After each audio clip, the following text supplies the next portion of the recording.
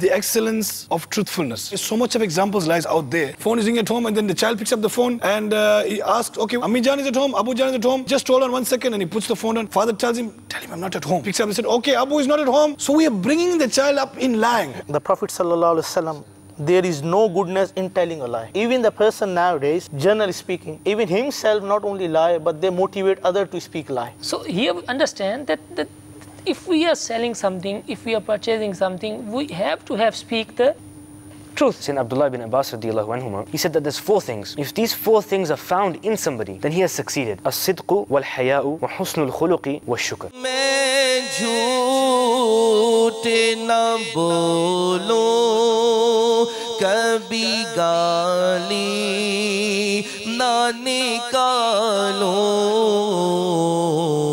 अल्लाह मरज़ से तू गुनाहों के शिफा दे।